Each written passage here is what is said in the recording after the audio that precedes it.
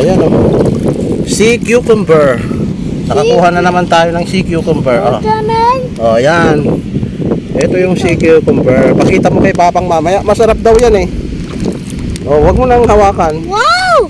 Wow! Wow, sarap! Iluluto natin.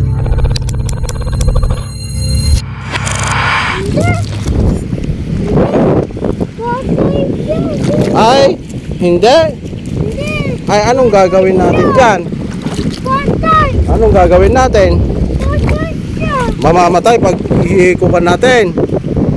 Ay, nako. Ano yan? Ay, wag mo nang hawakan yung mga ganyan. Ha? Wag mong hawakan yon.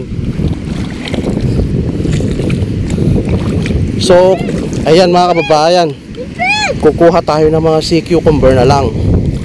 Kasi nakita natin yung mga nandito kanina. Ayun din ang kinukuha nila eh. Yung mga sea cucumber, malalaki. Pero yung nakita natin na napakahaba, hindi natin alam yun mga kababayan. Parang steak naman, kaya pinakawalan natin. So, sea cucumber na lang kukunin natin. Dahil pwede naman daw kainin yun. Dito lang, nagkalat lang sila rito mga kababayan. Oh. Oh, yun na naman yung mahaba oh. Ayan pala, napakahaba niyan mga kababayan. Kaya hindi basta-basta mahugot yan. Yan oh. Napakahaba niyan. Pag hinawakan mo yan, papasok sa loob yan. So, eto na naman oh. Meron na naman tayo nakitang sea cucumber mga kababayan. Masarap daw ito kaya masubukan natin. Kukunin natin. Hindi mahalata kasi oh, parang may butas-butas pa siya oh. Parang may butas-butas talaga. Naka-camouflage lang sila mga kababayan. Nakapatong lang dito sa may mga bato-bato. Ayan. Ayan. Huwag mong baka matapon Oh. Ganyan pala ang kumuha ng sea cucumber mga kababayan. So kung you're patient enough to find it, then you can find sea cucumber. And then according to the natives here, you can cook it and it's so delicious. Yeah.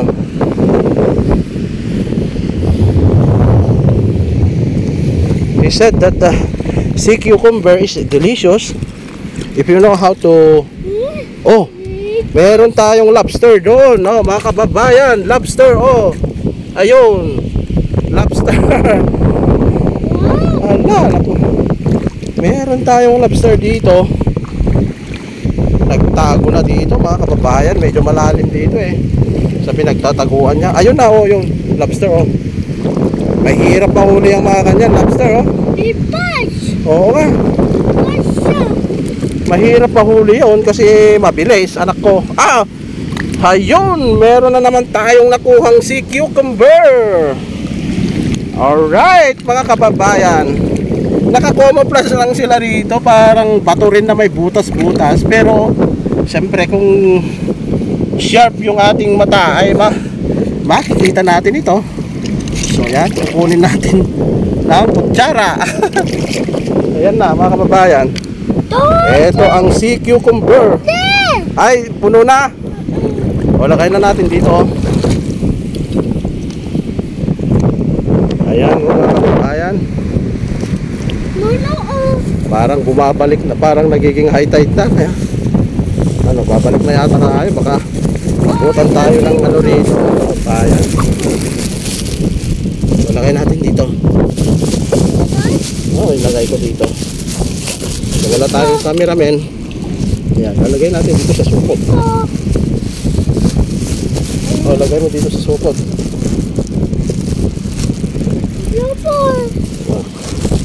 Hawakan mo. O, hawakan mo yan. Ilagay mo dyan. Ilagay mo sa loob. Hawakan mo. Sige na O, ilagay mo sa loob. Hindi yan, ilagay mo dyan. O, yan. Teka. O, ilagay mo dyan. Yan na. Sige, sige, bitawan mo na. Bitawan mo na, ganyan. O, ito. Ito, hawakan mo. Yan. Ganyan o. Yan. Yan ang hawakan mo. O, save na. Balik ka dito. Dito tayo kukuha ng mga sea cucumber. Yung mga isda rito mga kababayan, naka-camouflage lang sila. If you have a sharp eyes, then you could easily see it under these stones, or it is just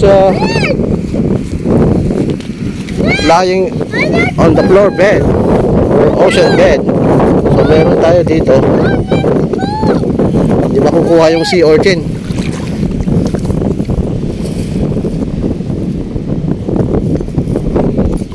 Ano, may nakuha ka? Ayun! This is it! Yeah! Yeah! Super! I found it again! Another one! Sea cucumber! Oh! Alright! Dito ilagay natin sa loob. Teka, yan! Ayun! Oh, ano? Nakarami ka na! Oh, tignan mo ito mga kababayan, oh, parang bahay ng bee, oh, yung oh, parang bee, yung bato na ito. Hindi natin alam kung ano yung nasa loob niyan.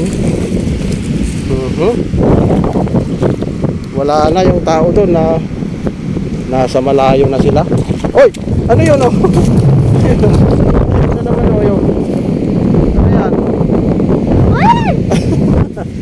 Ayan, oh. Ang haba niyan eh. Pag tinats mo yan, papasok sa loob. Oo.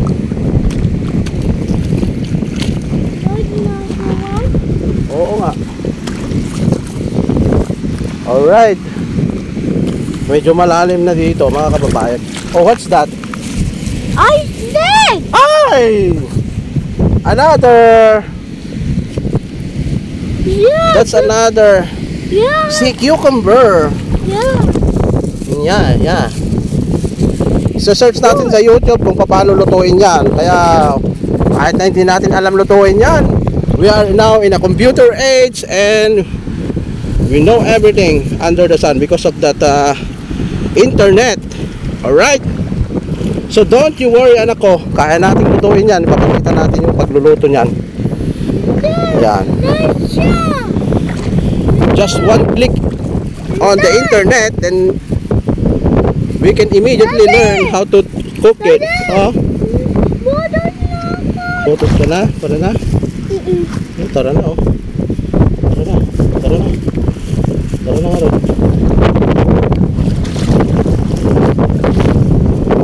Photos ka na?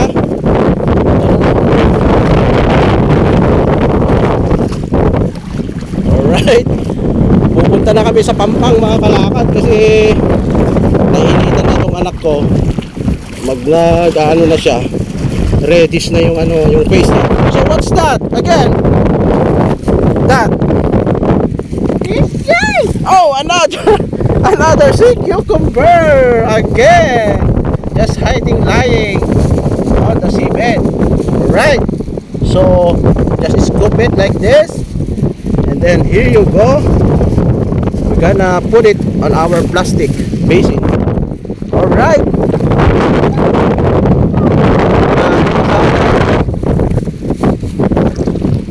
Oh, just look for it. Okay? Oh, tara na doon. Maglakad-lakad na tayo pauwi. Makakakita pa tayo. Marami tayong lalakaran dyan. Sana, pero pag nanap ko.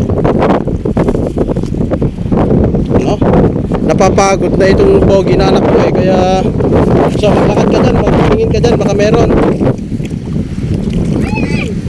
Wow, where? Woo! What is that? What is that? What did you just see? Oh, it's a sea cucumber. Yeah. All right. You know how to find it. Congratulations on your first catch. This is your first catch. Yeah. You want to scoop it? Yeah. You want to scoop it by yourself? Yeah. Yeah. And this is your first catch. You yourself find it. Alright, just scoop it like this. And then, napakalaki. It's huge. Huge. Just like that. O, dito ka ulit. Dito, punta ka doon, mga banda doon. Just huge. Tignan mo yung dinadaanan mo, ha? Ayan. Baka meron pa dyan. Dito. Basta ganon, ha? Tingin ka. Oh. Oh. Ano? Meron?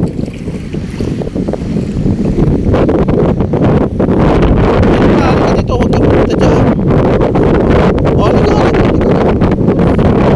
Oh. Ubus na nga. Wala. Pabalik na tayo. Oh, dito ka, dito.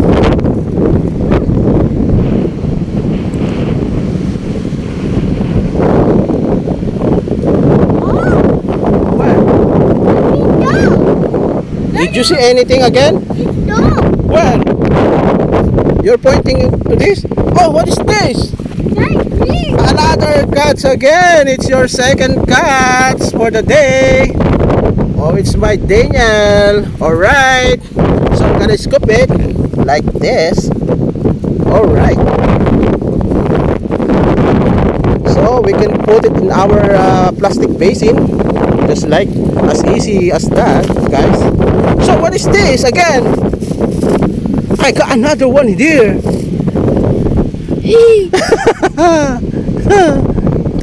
What is this? Snails. Yeah, you know, when you find it so vulnerable, they can run away easily. Unlike those lobster and fish, they can just easily go away. Unlike that sea cucumber, they're lying on the seabed. So another one here. Here's another one here. I gotta get it. Alright, this one here. Ah, this is it.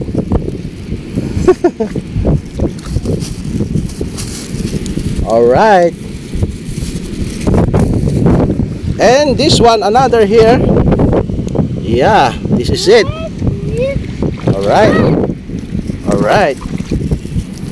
This is it, guys. Sea cucumber. Dami. Turuan nyo kami kung paano magluto ng sea cucumber, mga kalakad. Eh, nandito lang kami sa gitna ng ng dagat. Dahil nag-recede itong water dahil sa low tide. Mamaya mga alas 4 ay magre-return back ito, mga kababayan. So, eto, napakalaki, oh. Ah. Pudot ka na. Eto, nakalaki, oh. Oh, malaki. Oh, ang laki. Tara na. Oh, tara na, Karol.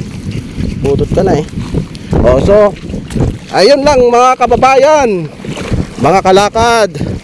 Natapos na kami sa panghuhuli ng sea cucumber na hindi naman gumagalaw.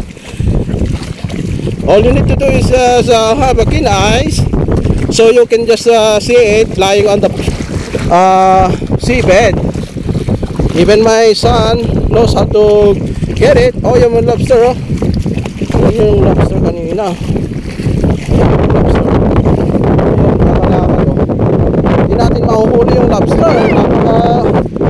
Napakabilis, mga kalakad. Mga kababayan, napakabilis na lumangoy. Tumatakas siya kaagad kapag nilapitan mo. Kaya yan. So hindi na tayo nag-a-aspire na makakatch ng ganung mga isda or ano. What? Ay! Ito ba? Hindi. This is just a rock. A rock. Dito meron akong nakita dito, parang eto naman crabs. Oh, yan oh, ano to? Ano to? Ano yan? Alimango, pero pumasok na dun sa lungga niya. Mahirap kunin yung mga ganyan. Tara na. Ako na yan. Ay, mabigat pala eh. Ang bigat. Ito nakuha namin na sea cucumber, mga kababayan. Sigurado iluluto pa natin ito. Meron pa rito oh. Ayan oh, sea cucumber. Hawakan mo dito na. Ayan oh. Oh. Naka-camouflage lang sila, mga kababayan. Parang paturing. Oh, alika na ha. Puputot ka na. Oh, meron na naman lobster doon, no? Maliit. Oh, eto na yung parang ahas kanina, mga kababayan, no? Lobster yun! Yun yung lobster.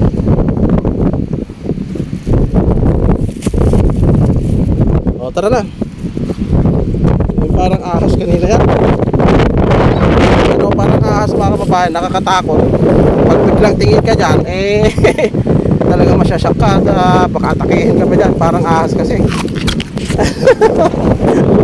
Pero napaka-vulnerable din yan. Vulnerable lang siya. Hindi siya makalaban dahil parang ang loob lang niya parang ano, tubig lang ang laman. Kaya hindi siya gaanong nakaka-move. Oh, very smooth lang yung pag-move niya. Alright, tara. Ni. Oh. Dahan na. You have to be careful. Alright. So, ayan, mga kalakad. Mga alas 2 na siguro, wala pa, hindi pa ito magre-reseed. Hindi pa magre-reseed itong, kaya kasalukuyan pa rin na naka-low tide tayo, mga kababayan. So, ayan, pabalik na tayo sa ating cottage. Pabalik na tayo sa ating mga cottage. Ayan oh, mga kababayan oh.